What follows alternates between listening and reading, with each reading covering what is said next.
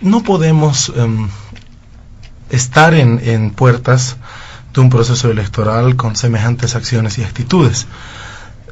Esta denuncia que presentamos hace un par de días respecto a lo ocurrido en Morochata ha recopilado también información de lo que ocurrió en Caranavi, producto de la entrega de un módulo educativo en esta localidad, en esta provincia, el departamento de La Paz, en la que se ha evidenciado esta acción de prebenda, tipificada en el artículo 119 de la Ley del Régimen Electoral, grotesca, pero además, como dicen los abogados, flagrante, ¿no es cierto? Y que a nuestra interpretación no correspondía a la derivación a un juez electoral.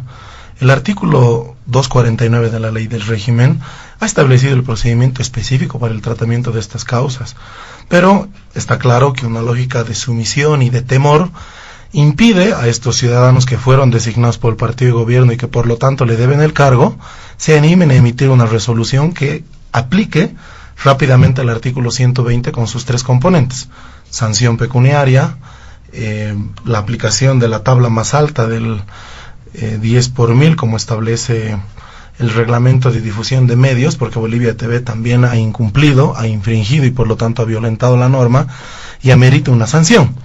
Por supuesto que en ese caso hay una reflexión mayor, porque no la paga el gerente ni el ministro de Comunicación. Bolivia TV es una entidad subvencionada por nuestros impuestos y las multas que se le imponen la terminamos pagando todos los bolivianos, ¿no es cierto?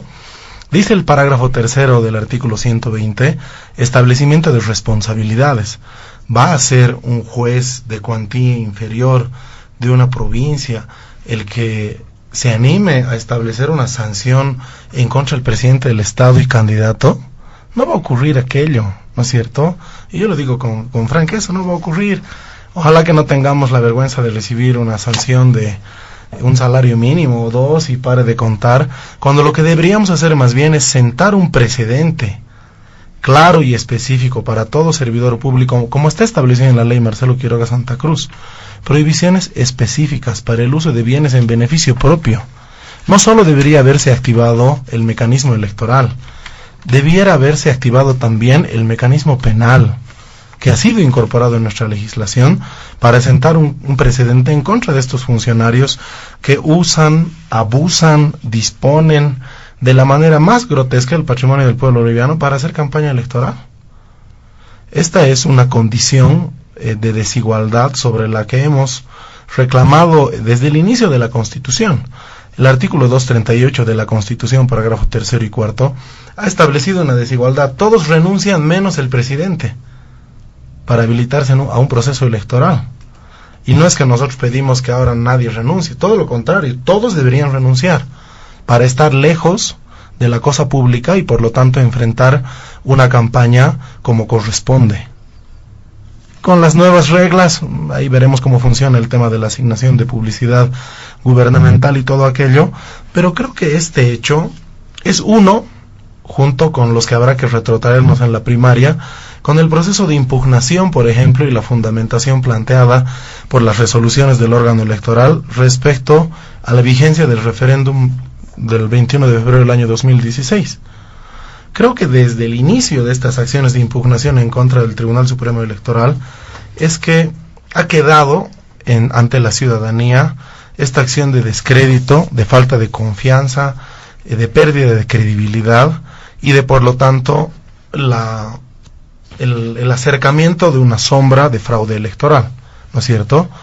Yo puntualizaría un poco ahí el tema de un posible fraude electoral, porque creo que el pronunciamiento de la Unión Europea respecto a la falta de incorporación, de validación de las medidas y sugerencias que ellos han realizado, termina de generar una atmósfera, un ambiente de cero confianza en esta instancia, y sobre la cual nuestros vocales no hacen absolutamente nada, sobre la cual emiten un comunicado a través de una aplicación en red social, no emiten sanciones contundentes, no dicen absolutamente nada de cosas flagrantes, como lo que ha ocurrido, en el contexto creo que es bueno retroceder hace unos días, en Pando y Beni.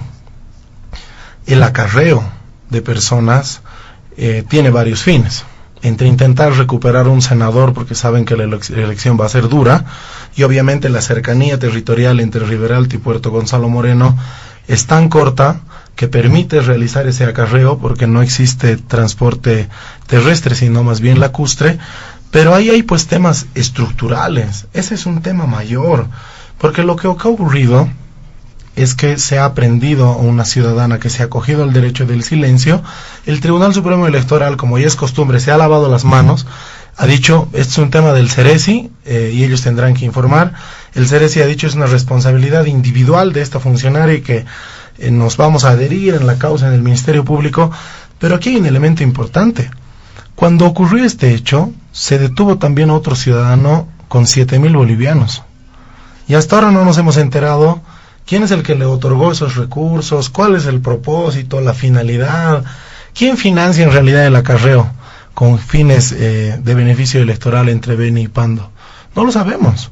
Le hemos pedido un informe a la Fiscalía para ver cómo avanza aquello, pero las instancias cabeza de sector que están al frente de la institucionalidad han preferido guardar el silencio y lavarse las manos ante un caso tremendamente delicado.